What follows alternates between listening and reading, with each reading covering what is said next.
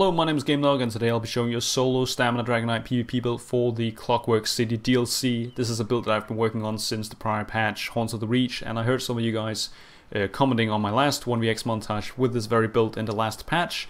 They want to see a build video for the next patch, and I have thus been working on the build throughout the week here.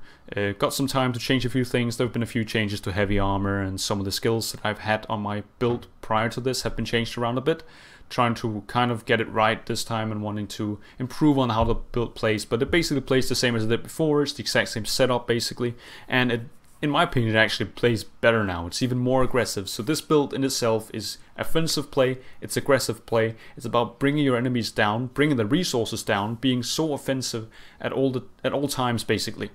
Because the Dragonknight has a lot of survivability on its own, a lot of the passives gives us survivability, a lot of, or even our sets we're using on this build gives us a lot of survivability. And the Dragonknight itself is a very forgiving class. It has extra healing done, it has extra block mitigation, you have extra ult regen, you have minor brutality coming in as well for some more weapon damage, extra healing done when you have certain abilities up, so on, extra stam return from ult drops, from igneous shields and so on. So you're gonna have a lot of things that helps you sustain survivability. That's why this build will be purely focusing on damage and burst on a heavy armor build. 2 pieces medium armor, 5-piece heavy armor. So let's get right into the build. I want to make this quicker, so let's get into the sets up here first. There are 2 medium, 5 heavy armor. Why that? Gonna get some extra points from that from those passives in stamina and medium armor here, obviously.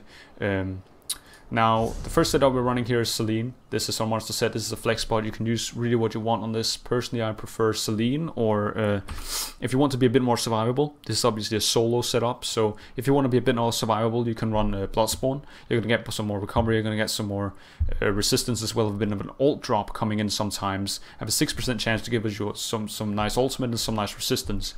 Actually, when you look at this, you'll get a lot of armor if you hand those up at once. Right now on our own we have 27 and 30, 27 and 23, and if we had this up running as well, Bloodspawn here, the resistance would be about 33 or 33k spell resistance and 30k physical. That's just out of the house insane resistance for a build that's not actually meant to be tanky.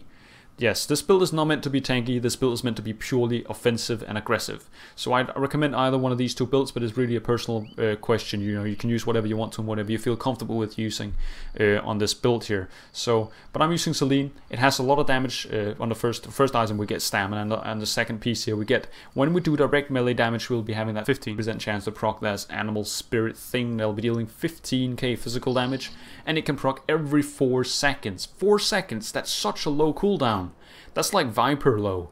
It procs all the time, and it procs by melee attacks when we're dealing melee damage. And remember, we're doing light attacks, heroic slash bash, light attack, heroic slash bash. That's all melee damage. We'll be proccing this constantly, basically. And I'm gonna be testing it later, and it'll be proccing back to back to back when we use this. Really, really nice set. Really offensive. It allows us to be really offensive even when we're trying to get resources back, doing some heavy attacks with the oblivion enchant here. We're still going to be doing oblivion enchant damage with infused enchantment. That's going to be dealing a lot on its own, but we're also going to be dealing some damage with Selene proccing once in a while. Next up here we got the next set. This is a heavy armor set as well. This is a world set, by the way. 7th Legion. You can buy this in guild stores if you want to. The next setup here we'll actually have to find in I believe it's Blackheart Haven, but we got 7th Legion here. Is a pretty well known set.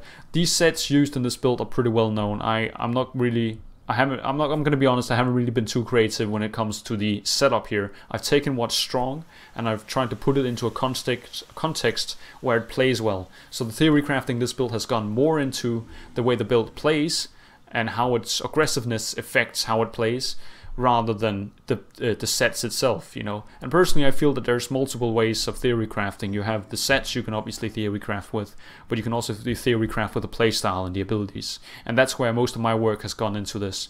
So you'll see a lot of things you know about this setup, and these sets are really strong right now. They're really meta sets, so to say. And personally I feel that if you're a solo player, you want to use the best cards at your disposal, the best cards on your hand, because you don't have anyone to help you get out of those problems when you get focused. You're going to have to deal with that yourself, you know. So the more advantages you have, the better you're going to get out of this. the problems with. So 7th Legion basically gives you weapon damage, health recovery, weapon crit, and on the 5th piece you'll have a chance, 10% chance to apply some more weapon damage for 5 seconds as well, doing a little healing, which of course helps with your survivability a bit. The weapon damage is both good because we get a lot of damage on the front bar. I can actually show you here what a buff this here. Oh shit, I'm standing right in the... Damn it. We're gonna wait, it's 2.5k here. So not too bad actually. We're running weapon damage on this as well here, as you can see the warrior. And the fact that we get this to proc will put us at around 3.5. I have a little clip where I proc it up on the hill with a giant behind me. But besides that, it'll also help our healing. The more stamina we have, the more healing, the more stamina, the more weapon damage we have, the more healing we'll do. The more weapon crit we have as well, the more healing we'll do. We have 30%, which is not too bad considering we're in heavy armor. So the more weapon damage, the more healing we'll do, basically. And this is particular for this build because we're running 2 hots. We don't have rally anymore, so we don't have an immediate heal. We're going to be using Dragonknight passives with volatile armor to get that 12% more healing done. We're going to be using Dragonknight passives with igneous shields to get some more 25% major mending done on igneous shields as well, to get some more healing as well. So basically, our hots are going to be the way we're going to get out of those sticky situations. We have a bit of block mitigation as well. We have reduced cost of blocking on one of these, even though you clearly do want to run as much impenetrable as you can. You want to be at about 2.5k, as I usually say. That's my point really, where I feel like I'm comfortable with the crit resistance. But I've also put some champion points to reduce the cost of blocking and so forth, so we can take a bit of pressure when we're trying to get our healing up. But most of all, be offensive. If you're going defensive, you're going to waste resources, and you're going to be and you're not going to be able to, you're going to allow the enemy basically to be offensive on you. You want to turn that around. You want to be offensive on the enemy, so he has to go defensive, right? You want to empty his pockets, empty his resource pools, because in this game offensive abilities are quite much cheaper than defensive abilities. So basically this game rewards offensive play, and this is what this build is built upon, that understanding. Offensive play wins the fight. So let's get into the next set here. We have Bone Pirate. This is basically a set that gives us some sustain. We have first up some stamina recovery after that, some stamina again. And then we have a 5th piece here, and we have a food drink buff active, which includes this drink here we're running. We'll be getting a little stamina boost, and we'll be getting some recovery as well. This is what lands us at about 1.3k, as well as the fact that we're running this food here, which gives us stamina recovery, maximum stamina, and maximum health. Thus we're able to reach about 23k. That's where you want to be-ish on the health. So by the way, first up we're going to go through the sets, then I'll have a little quick look at some of the stats, and then we'll go into the skills and analyze the champion points.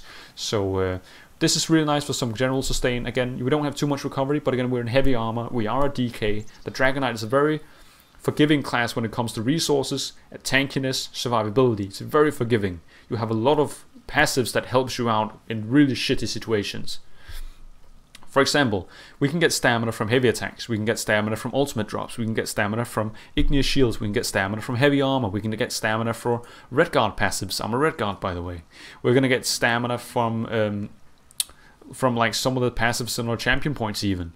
We're gonna get passively stamina from everything. We're gonna get passive stamina from our potions. We have stamina returns so many other places that we don't really need a lot of recovery. Surely, you do still want to do heavy attacks sometimes. Heavy attacks is an important part in dealing with your own sustain. You do want a heavy attack weave, and I do that sometimes because oblivion damage on Infused basically proc every 3 seconds, which means that when you're heavy attack weaving, pretty much every other heavy attack will be an oblivion damage proc. This procs all the time. It procs basically 3 seconds after itself. So that's like, it has a 3-second cooldown almost with this applied.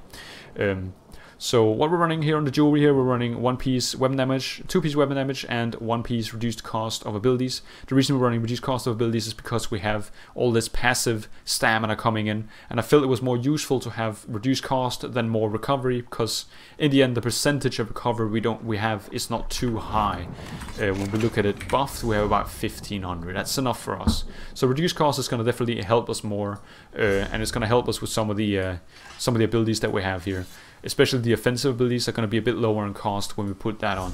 So next up here, I'm just going to be talking about Infused. Here we have on the front bar here, we have one, obviously you want to gold out both your weapons. The reason I haven't golded out the back bar here is because I weren't able to find a Bone Pirate mace, which I really wanted, because maces actually gives you 20% penetration. You ignore 20% of your enemy's armor, and besides that, we have great penetration on this build as well. Actually, if you look at it, you have on the back bar here, you're gonna be having 6.5, almost 7k penetration, and if we count in the fact that we're running Noxious Breath here, we're gonna be able to amp our penetration up to like 12k as it seems right now. So if this was a mace, you'd have about 15k penetration, I'd say, almost. So that's much more than we have right now. So I wasn't able to get one, and that's why I haven't golded it out. I've been grinding for that thing for so long, and I promised myself I won't gonna waste materials on golding out a weapon that I'm gonna throw out eventually because I find a maze at some point. I know I'm gonna find that.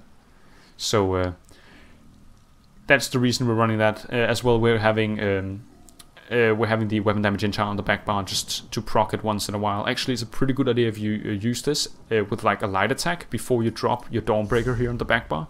We have Sword and Bordle on front bar. So before Dawnbreaker, you can just do a little light attack weave, get that proc on, weapon damage proc on, amp your weapon damage. As I told you, you can get like 3.5k. If this was golded out, you could get 4k weapon damage on the back bar. And then drop Dawnbreaker on top of that. So buff yourself up, do a light attack before dropping your damage ult on the back bar here, and you're going to be dealing a bit more damage, and your penetration is also going to be nice in that occasion.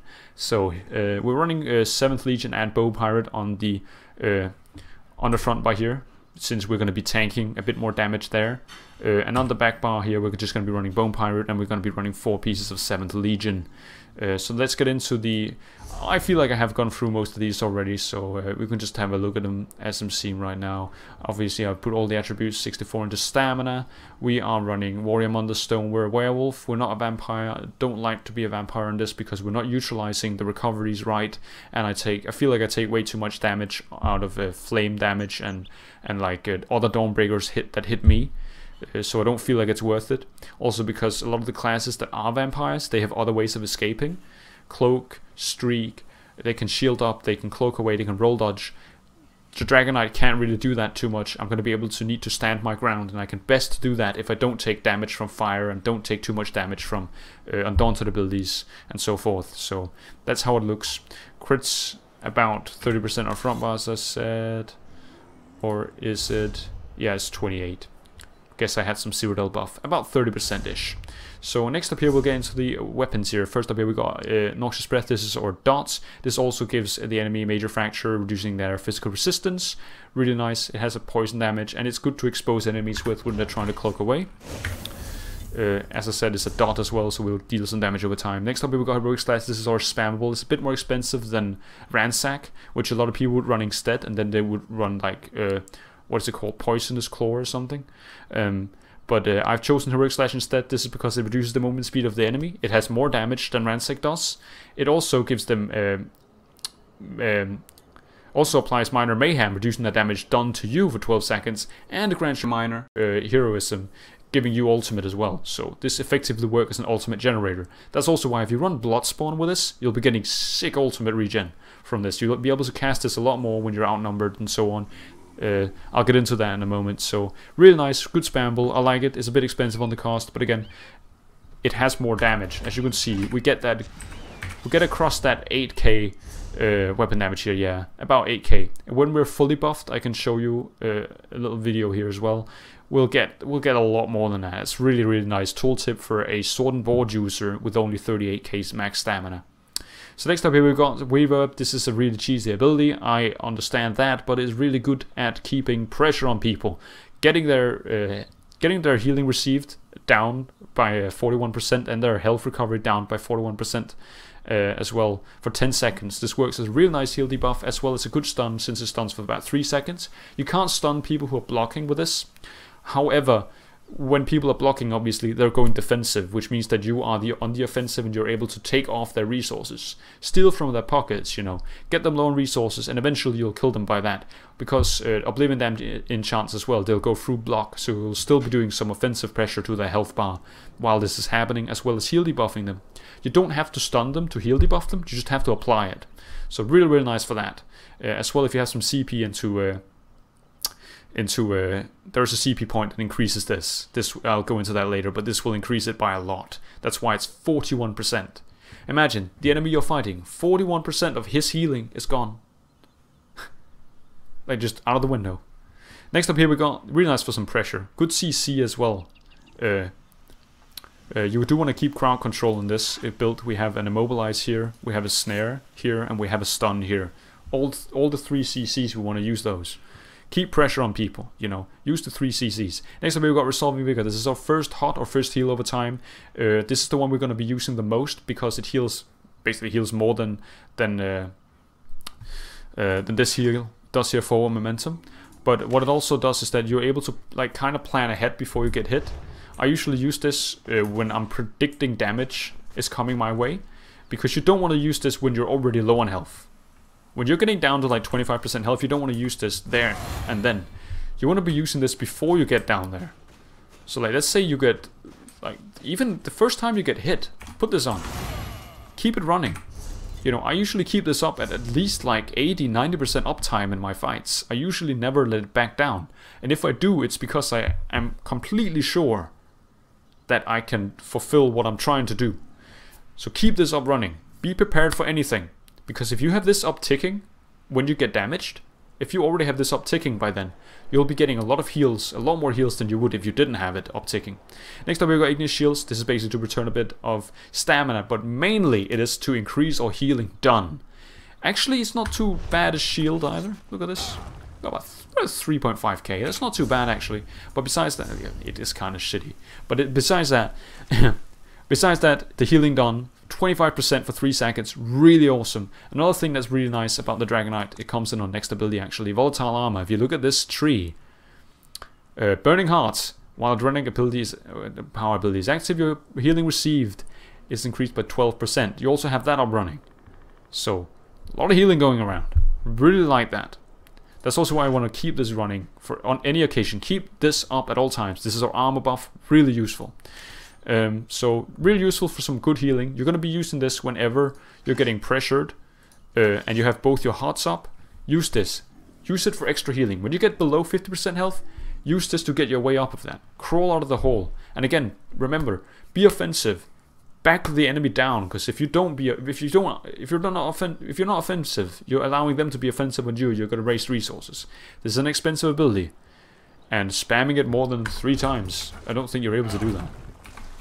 No, 2 times. Like that's the point we're at.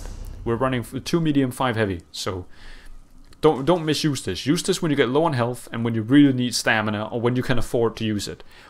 Luckily, volatile armor is not too expensive compared to this, so we'll still be able to use this in the majority of the times. I think actually on a full bar we can do 1, 2, and then use volatile. So we have a bit to work with there. Not too much, but a bit. And you'll figure it out as you play with this and you progress with the build and how and so on. So next up we've got Spell Shield. This is our first ultimate. This is our defensive ultimate. What it basically does is that it allows you to go in a block mode where you act as if you're blocking, just with no cost, and while it's doing that you reflect any ability, any projectile put on you for 6.7 seconds. Basically it does everything you wanted reflective scales to do. That's why we're not running reflective scales right now, even though I ran it in my montage, and I still enjoyed running it back then in my montage there. I actually had a bit of a fun time using it against sorcerers, because they seem hopeless when they fight reflective scale guys. And it's because they aren't. It's both. Yeah, we're putting him. You're putting the sorcerer in an uncomfortable, unfortunate situation. But besides that, this is not very common. No one is running this anymore. So I enjoyed using this. But honestly, spell wall is the way to go. This also helps you when you're getting circed down or something. If a circ surprises you somewhere, put this on. Get our speed pots on. Just run away. Like, just run away. Also, actually, it's pretty good. I want to talk about these speed pods here. It gives you 15 seconds of immovability to knockback, gives you a major expedition for 47 seconds, and restore stamina immediately as well, giving you that recovery you need. Really nice. Essence of immovability are quite, personally, my favorite pots, and I've become addicted to these. I'm drinking plus 200 of them a day. I like these a lot. They give us the movement speed that Dragonknight never had. As well, as you can see here, we're almost done with the duration of it. And I still have major expedition. I'm actually having major expedition so I can use it. I'm using it back to back. And I keep having major expedition on. I keep having that. So that's really nice. It fixes the movement speed issue, however, it won't make up for the fact that you don't have anything to absorb damage for you. This is purely as a getaway and as an offensive pressure tool as well. Because the more movement speed you have, the more offensive you're seen, and the faster people go on the back bar, they back off sometimes. I've seen people literally just go into a perma-block state because you're coming at them with that much movement speed, and you're like really aggressive when you do that, you know. You're putting a lot of pressure on them all of a sudden. He didn't expect that Sword and Board Dragonknight to deal that much damage with that many procs that fast, and running that fast, and applying CCs and heal debuffs and whatever, Selene procs, Oblivion procs coming from all sides. He has good penetration as well. You know, they don't expect that. They end up going into perma-block mode or roll dodge around until they don't have any resources left. So that's what you can do with these. They really make a nice impression. They're so fun to use, honestly. God bless these. It's like it's literally like drugs for me. I need these. I'm addicted to them. Next up here we got volatile armor. This is all armor buff as well as a thing to expose night blades with. So basically we're able to use it like this here, and we're able to expose people who are hiding around us and so on. You know, keep pressure on. That's the thing you can do with these. So really nice. I enjoy this a lot over the other morph because of the AoE coming there that you can help expose people with. It's also a little dot. Like, it doesn't hurt to have a little extra dot as well. Next up here we've got Rearming Trap. This is a flex spot. I have been testing a few things on this slot here. You can run something like Reflective Scales if you want to be a bit old school. I did that in my montage and I actually enjoyed doing that for a while. The only problem with Scales is that it is insanely expensive for what it does. It only reflects 4 projectiles. And honestly, Cinemax, come on. Spell Wall can reflect everything for 6.7 seconds. And give you automatic block at no cost. And this thing can reflect 4 projectiles for 6 seconds. So in some cases it won't be worth running, but in some cases it can actually help a lot. If you're fighting multiple sorcerers, for example, you can run this and deal some of the damage back to them. But again, you could just run Sword and Board ult on front bar and fix that problem by having the Sword and Board ult in case you need it. So I'd personally advise to run Rearming Trap. I really like this ability because it helps you when you're outnumbered, gives you extra critical damage. It's really nice as an Undaunted ability as well, has a lot of damage over time actually, surprising for what it does. The 10% extra critical damage will also help you, but what's really cool is the immobilize it gives. So what you're able to do basically is that when you're outnumbered or getting followed or even in a 1v1, you can like drag people off somewhere into like small spaces like this one here, put like a trap down, and if they come up this way, like no matter how close they go to it, they're almost sure to walk into the thing. You know, and you can utilize that to either throw Dawnbreaker while they're sitting there and they can't move. You can use it to immobilize them and just work on them with all your CCs. Remember the 3 CCs. We're going to snare them, we're going to immobilize them, and we're going to stun them. Keep those 3 CCs up. Drain their resources. If they don't want to die immediately, drain them, run them out of the resources, and eventually you'll kill them, obviously. This is going to contribute a lot to that. Another thing I like about it is that you, if you're outnumbered, it can help you isolate people. So people will like kind of get dragged off by it. If 3 or 4 people are following you, and one of them runs into this, he's going to be stuck in it for like maybe 2-3 seconds, and that's going to buy you 2-3 seconds of time, which is really nice, right? So you want to buy as much time as you can when you're outnumbered. This is going to help you do that, and you can really be smart with this. Like, this is a smart and creative tool. And I really like to use that in that way. It rearmors itself, by the way, when it triggers. And another thing is that it lasts for almost an entire minute, basically. So you don't have to put it down like quite a lot. You just have to put it down once. Has a bit of a high cost, but just put it down once somewhere where you know your enemy is gonna go into, or lure him in there. Drag them in there. Make them stand into it. Step into it. And it'll tick. So next up we've got Crit Rush. This is our gap closer, obviously. Even though we're running speed pods, we need a gap closer to keep up. People running away our horses, so we just need to get up and get up close and personal fast again. Usually you use this when you got like get some distance, you buff up maybe or something, and you want to get into close to the person's radius again, so you can get them stunned, get them snared, get them down again, and kill them. Obviously, it has some nice damage. That's why I chose Crit Rush, and because as I believe I showed, the Dragonknight is able to reduce the movement speed of their enemy, and we're also able to snare them with Heroic Slash.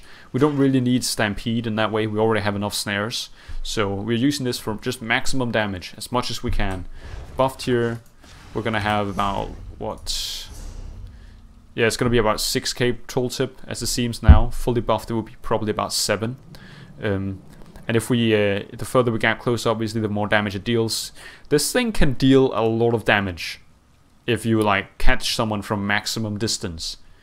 Like I've seen sorcerers who weren't up with their shields get completely blown away by this, because you just crit rush in, you stun them, and then like they're already by then on half health, and you're just able to light attack Heroic Slash once or twice, and that's it. Oblivion enchant will take care of much of the damage, and Heroic Slash will go right through. So a lot of burst you'll get with this as well. 22 meter range, by the way, so don't get carried away. This won't carry you forever. You need to get into like a closer radius to the guy, but not too far away, obviously. But the longer away you get, the more damage you'll deal, basically. Next up here we have Executioner. This is our Execute. We use this morph because it's more single target focused. We'll get a bit more out of it, whereas the other one will split the damage. Now I like this one because personally, when I'm outnumbered, I like to just get rid of the enemy that I'm fighting. I don't really care about damaging the other guy while I'm working on one guy. You don't want to work on multiple people at once. You want to work on one guy alone. Or that's at least how I feel. You want to grind them down first, take care of them, get them out of the way, and then get on to work on the other guys. So what this basically is able to do is giving you a bit more damage, and not really guaranteeing you that the enemy dies, but at least giving you more of a chance of him doing so. So that's why I use it. It also has a low cost, and it's an Execute, the only accessible Execute we really have. Really nice to use. You could be using the other one if you're in a group, or if you feel like the AoE splash damage it deals is better. That's obviously not, there's no wrong choices when it comes to these kind of things. So definitely go for that, but having this Execute here is going to help us quite a lot, especially if he's heal debuffed and so on. You're going to be able to grind them low on health, and this will take care of the rest. If you've got a mace on this bar, 15k penetration, this is going to be going right through them. Next up here we've got Forward Momentum. This is actually an ability I changed the morph of. I was running Rally prior to this patch, but because we had an unfortunate nerf, well, I'll still call it a nerf really. We can't use Shuffle if you're in heavy armor now, apparently. That was lightning. You can't use Shuffle while you're in heavy armor, apparently. And besides that, it was also pretty expensive on the cost. So I decided to go for something a bit less expensive. That'll still give us some of the same. And I actually personally like this more, because it gives us complete immunity to snares.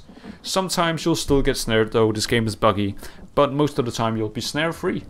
And together with your movable pots, you're going to be able to just walk over mines and stuff pretty much 100% of the time. It's amazing. Plus, the fact is, when this runs out, and you first time get snared, then your first thought is to apply it again, right? That is really nice for keeping your major brutality up. So when I play with this, I don't even think it as a major brutality buff. I just think it as a immunity to snares and immobilization buffs. So you keep getting your major brutality up if you use this frequently enough, which is good. So Really nice ability, not too high on cost. I actually like this more than Rally, believe me or not. Even though it's a heal over time and it has not really the greatest heal, still really nice as a buff and as a tool from preventing you to get snared and so on. Next up here we got our last ability. This is Dawnbreaker. You can choose between a few choices here. This is our damaging ultimate. Usually I like to have a defensive and a damaging one.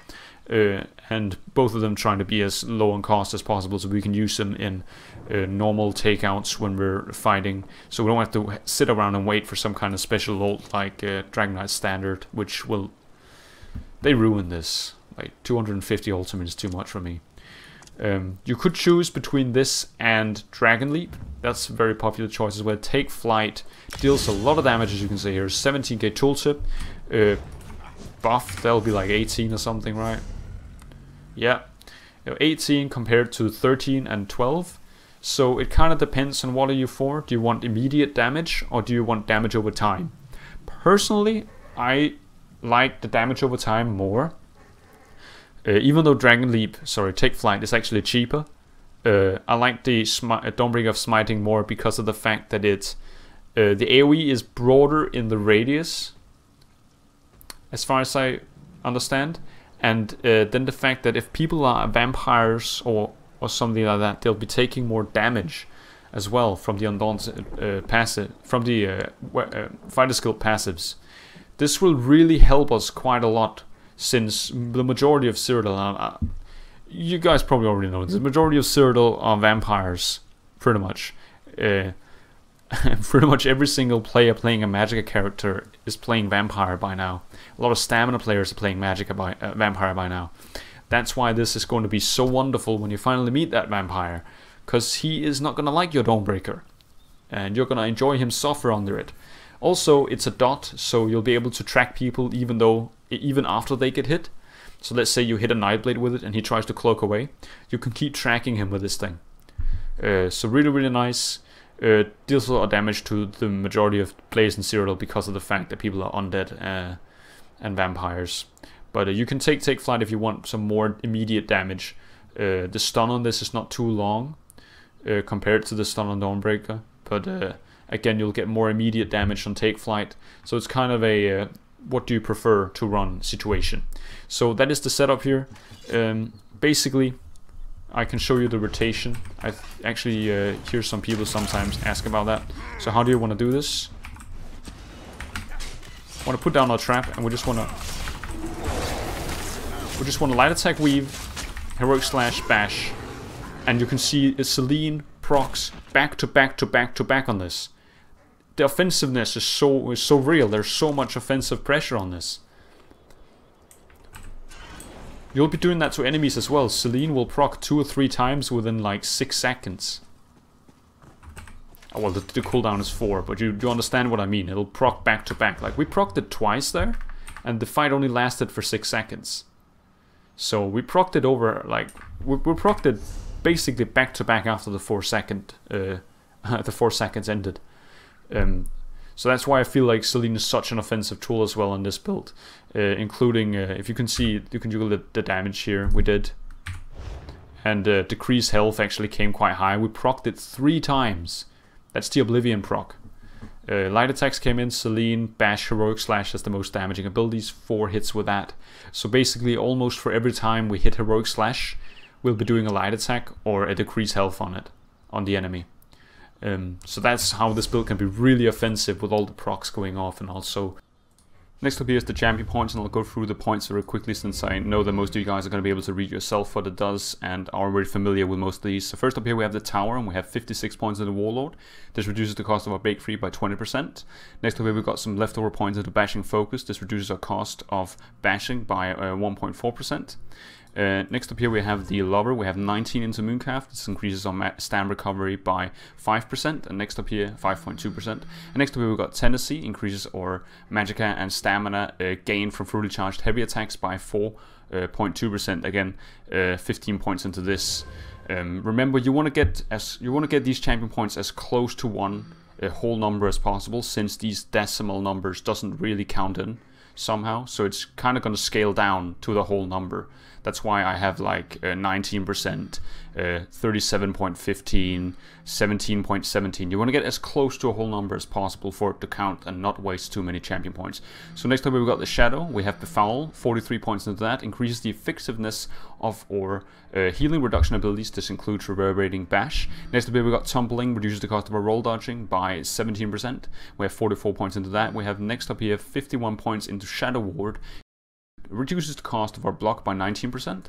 Next up we've got Apprentice, we have 43 points into Blessed, increases the healing done by 10%. Next up here we've got the Atronach, we have Master at Arms, 66 points into that, increases the damage done with direct damage abilities, which includes pretty much any direct damage we have on our build. Next up here we got 14 into Precise Strikes, increases the damage of our critical stamina attacks and abilities. This also includes our healing. Next up here we've got 51 into Piercing. This increases our physical penetration. This really helps us when we need to get through enemy armor. 51 points into that. Next up here we've got Mighty, increases our physical, poison and disease damage done by 12%. This includes pretty much all the damage that we have on this build besides flame damage. 56 points into that. Next up here we got Steed. We have 72 into Ironclad, reduces the damage taken from direct damage abilities. This includes any direct damage that may fall upon us, and we reduce that by 23%. Next up we've got Resistant. This is our crit resistance. You'll kind of put as many points as you need into this regarding how many impenetrable pieces you have on your body. So you want to get that 2.5k in total. So that's why I've put almost 1,000 crit resistance into this. That is 37 points. Next up here we got the Lady, and we got Thick-Skinned, 23 points into this. This reduces our damage taken from damage over time effects by 10%. Next up here we got Hardy, reduces our damage taken from physical, poison and disease damage by 11%. And next up here we got Elemental Defender, 49 points into that as well, reduces our damage taken from Frost, Shock, Flame and magic damage by 11%. And that was the CP setup here. I hope you guys enjoyed this build. I really wanted to try to create something that was a bit different than what I've been doing before regarding the playstyle and not so much the sets. So this build is supposed to be really offensive, really up in your face and just dealing a lot of damage while not having to care about all that, about the resources or health. You know, you want to focus on bringing your enemy down, because if you don't deal enough offensive pressure, you're going to be the one who's going to be put on the defensive, and when you get on the defensive you lose resources rapidly and you're going to end up losing the fight eventually, unless your build is made to play that particular role. This build is made for offensive play, so we don't want to fall back on defensive. We want to be all offensive all the time. I hope you guys enjoyed this build. Please like, subscribe and comment down below. If you have any questions about this, I'm going to be trying to answer as many of them as possible. And there's no dumb questions really. I'm sure that some people down in the comments might be looking for the very same answer that you want to be looking for. So please comment anything. You might help someone out who's looking for the very same answer. I've been Gamedog, you've been awesome. I'll see you guys later.